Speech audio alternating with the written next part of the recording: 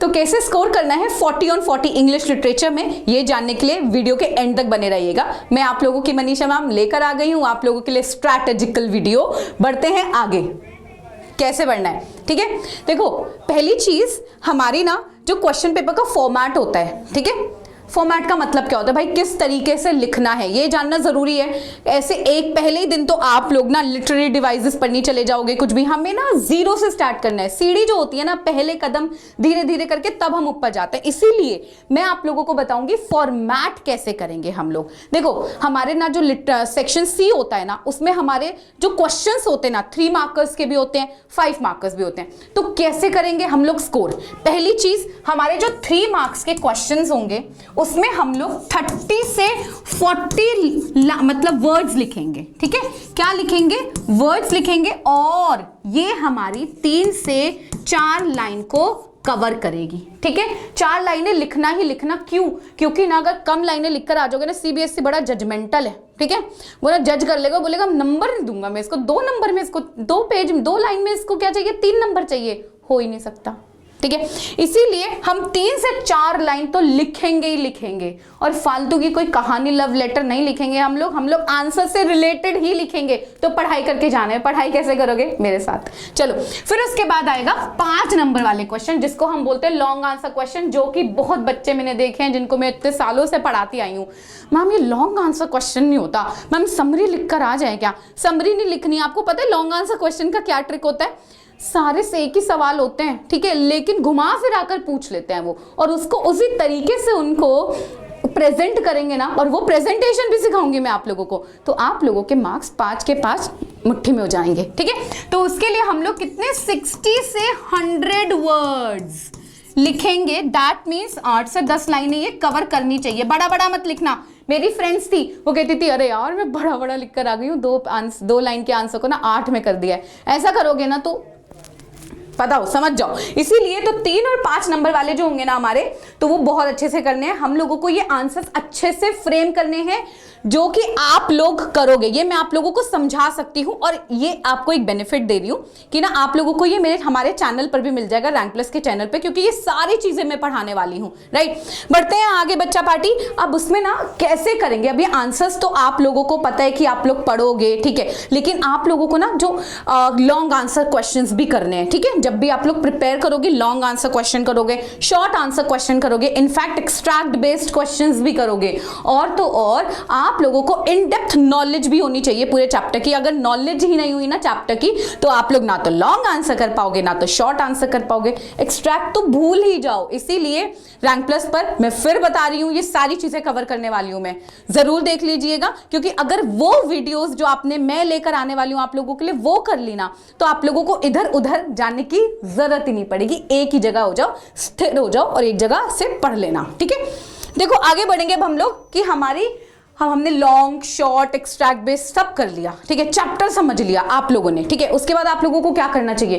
Previous year question देखना चाहिए, PYQ करने चाहिए। तो आप लोग पिछले 10 सालों के पेपर उठा लो भाई, ठीक है। और जब 10 सालों के पेपर उठाओगे ना, तो रूह कांप जाएगी कि भाई ये क्या आ गया है।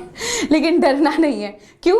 हर कोई डर जाता है यार, मैं भी अपने टाइम पे बहुत डर जाती थी। आज भी मेरे को बहुत सारा कोई काम दे देगा, मैं भी डर जाऊंगी, लेकिन धीरे धीरे करेंगे ना तो सब आसान हो जाएगा, राइट। तो इसीलिए आप लोग प्रीवियस ईयर क्वेश्चन को देखेंगे, फिर रियलाइज करोगे कि यार ये तो इस चैनल पर सब कुछ करा रखा है मैम ने, देखा, आपको मिल गया इसका आंसर। आगे बढ़ेंगे अब हम लोग। अब देखेंगे बच्चे बोनस टिप। बोनस टिप क्या है? बहुत इंपॉर्टेंट है। अगर ये कर लोगे ना, तो फॉर एग्जाम्पल आप लोग ना बड़े कॉन्फिडेंट हो और इस चीज में कि भाई मेरे को तो सारी चीजें आती है, ठीक है, तो लेकिन आंसर में वो जो 1 नंबर 2 नंबर हमारा मिस हो जाता है, वो क्यों होता है ये आप लोगों को जानना है। इसीलिए ये वीडियो देखनी है आप लोगों को, राइट।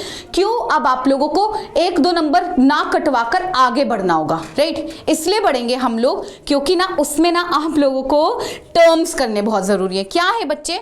जो इंपॉर्टेंट टर्म्स है ना, ठीक है,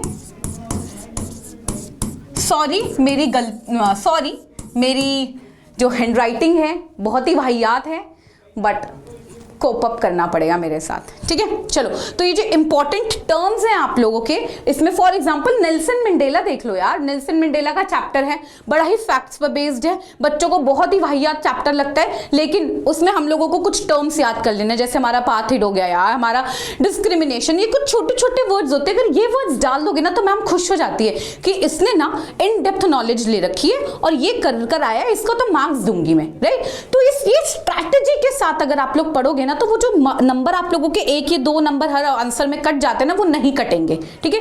बोनस टिप हो गई हमारी, राइट एवरीवन। अब हमें जानना है कि भाई पोएट्री भी तो होती है, तो पोएट्री में कैसे करेंगे हम लोग, ठीक है।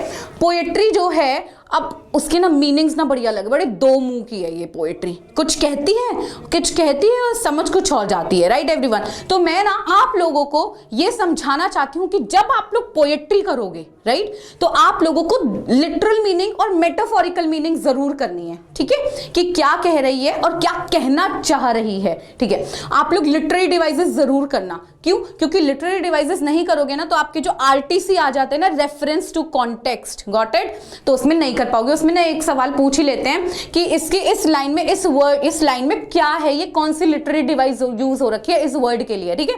तो हमें वो जानना जरूरी है। तो आप लोग लिटरेरी डिवाइसेस करना, लाइन बाय लाइन एक्सप्लेनेशन करना लिटरेरी डिवाइसेस समझने के लिए। आप लोगों को क्या करना है कि सिर्फ डिटेल्ड एक्सप्लेनेशन नहीं समझनी है या फिर सिर्फ समरी नहीं समझनी है। अगर समरी पढ़ोगे ना अपनी पोएट्री की तो आप लोग ना एक्सेल नहीं कर पाओगे पोएट्री में, राइट। क्यों? क्योंकि अगर एक एक लाइन, एक एक वर्ड समझोगे तब जाके आप लोगों को समझ आएगा। पोएट्री बहुत इजी होती है, इट्स ऑल पर्सपेक्टिव भाई। अगर आप लोगों ने उसको समझना चाहा तो समझ जाओगे, बहुत इजीली हो जाएगा। तो मैंने आप लोगों को क्या क्या बताया कि पोएट्री में आप लोगों को क्या क्या करना है। देखो, आप लोगों को लिटरेरी डिवाइसेस करनी है, आप लोगों को लाइन बाय लाइन एक्सप्लेनेशन करनी है, आपको आरटीसी करनी है और आप लोगों को लिटरल और मेटाफोरिकल मीनिंग करनी है। इससे आप लोगों की जो स्ट्रैटेजी बेस्ड मैंने वीडियो आप लोगों के लिए लेकर आई हूं ना, यही एक तरीका है 40 on 40 लाने का। इसके अलावा और कोई तरीका है ही नहीं। तो इसीलिए शुरू हो जाओ, और डर रहे हो ना तो डर के आगे जीत है, डरना मना है। और एक प्यारी सी छोटी सी बात है, रिक्वेस्ट है,